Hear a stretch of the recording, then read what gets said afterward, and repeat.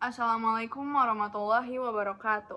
Perkenalkan, nama saya Kalila Ratadita Putri Satria dari KPI kelas 2C dengan NIM 12512900100. Dalam kehidupan sehari-hari, kita biasa memandang atau memahami suatu hal dengan cara pandang yang berbeda-beda. Hal ini berkaitan dengan subjektivitas individu dan cara kita melihat realitas. Menurut Kamus Besar Bahasa Indonesia, subjektivitas berasal dari kata subjektif, yang berarti mengenai atau menurut pandangan perasaan sendiri, tidak langsung mengenai pokok atau halnya. Individu adalah orang seorang atau pribadi orang yang terpisah dari yang lain. Sedangkan realitas adalah kenyataan. Jadi dapat disimpulkan, subjektivitas individu adalah pandangan, perasaan, dan pengalaman pribadi yang membentuk cara seseorang memahami dunia. Sementara realitas adalah kenyataan objektif yang ada di luar diri manusia. Untuk memahami lebih dalam, ada beberapa istilah yang perlu dijelaskan. Pertama, perspektif. Perspektif adalah cara pandang seseorang dalam melihat suatu hal. Perspektif ini akan mempengaruhi bagaimana seseorang melihat realitas.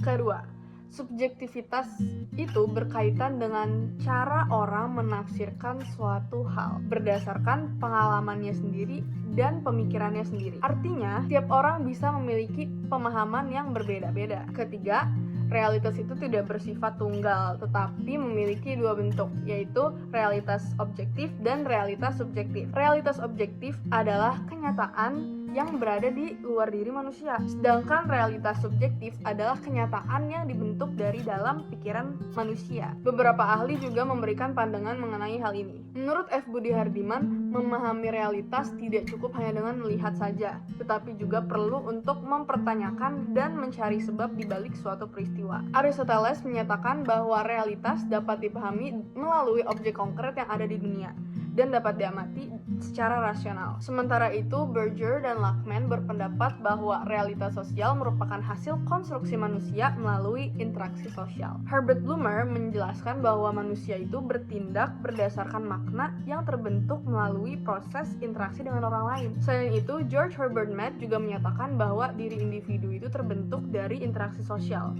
sehingga cara seseorang memahami realitas juga dipengaruhi oleh lingkungannya. Dalam ilmu komunikasi terdapat beberapa cara pandang terhadap realitas. Ada perspektif subjektif, ada perspektif konstruktivis. Perspektif subjektif menganggap bahwa realitas itu tidak terlepas dari pikiran dan pengalaman individu. Jadi setiap orang membangun maknanya sendiri terhadap suatu peristiwa. Sementara itu, perspektif konstruktivis menganggap bahwa realitas itu merupakan hasil konstruksi individu melalui interaksi sosial. Berbeda dengan itu, realisme menganggap bahwa realitas itu bersifat objektif dan ada secara independen dari manusia. Dan ada juga perspektif interpretif yang menganggap bahwa realitas itu beragam, kontekstual, dan bergantung dengan pengalaman diri masing-masing. Contoh sederhananya dapat kita lihat di kehidupan sehari-hari nih. Misalnya, ada dua orang yang diminta untuk menggambarkan pemandangan.